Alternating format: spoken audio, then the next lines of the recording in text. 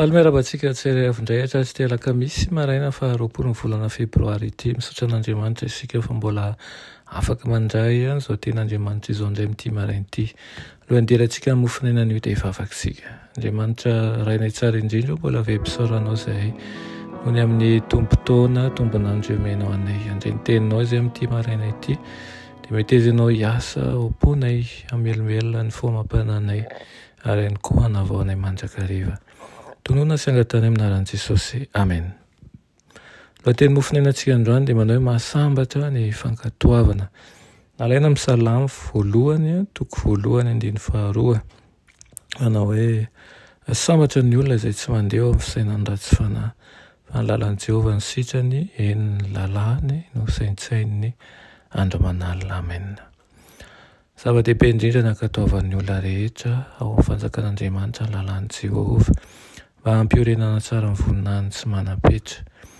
Ireo mitonona ho mpanaradian'i Kristy dia zahatoetra ito amin'ity fiainana ity mba ahitana raha toy izy ankatoan'Andriamanitra na ihany koa hoe tsia.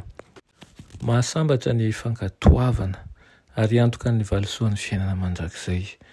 Vokatra mahatsiravana no nateraky ny tsy fahombiazan'ny Adama teo amin'ny zavatra anankiray ary nitombo ny fahotana ka nanjary tsy azo refesiny izany habeny izany.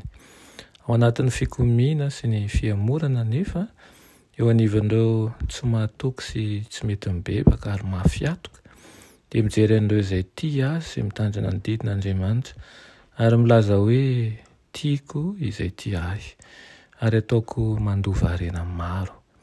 Ny velona arak'ireo fitsipiky ny lalàna raha moralin'Andriamanitra Kristy ary tanterany ireo zavatakiany lalàn'Andriamanitra rehetra. Nasehoany teo amin'ny fiainana maha-olombelona azy ny mahatsara ny lalàna, tokony ambara amin'ny firenena rehetra, amin'ireo tontolo tsy lavo, amin'ireo anjely sy ny serafima ary ny kerobina, ny mahamasina sy marina ary tsara ny lalàna.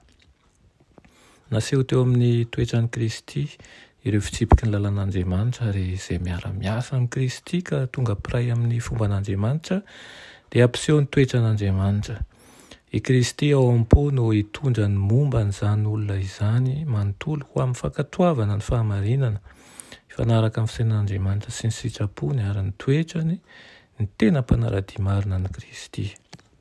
Amin'izany no ampisehoana amin'ny taranak'olombelona ny fitsipiky ny lalàna izay mahataka-davitra.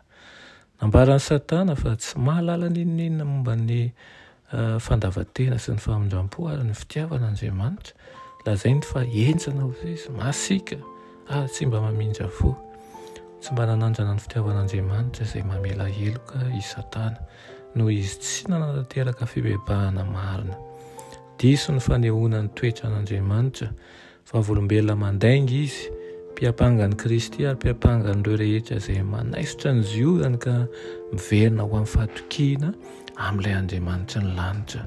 Isika kosa dia mpanaradian'i Kristy toetra eo ambany fiahiny, fitahiny ka raha Kristy aza mandala sy mibanjina lalàn'Andriamanitra iray, move itsika ihany koa tsy hanao tahaka an'izany.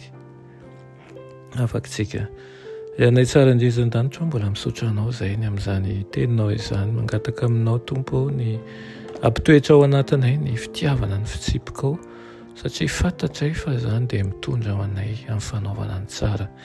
Metezinao hiasa eo amin'ny fiainanay tsirairay avy mba ho hita taratra eny amin'ny fiainanay fa olonao tokoa izahay. Aminaran'i Jesosy. Amen.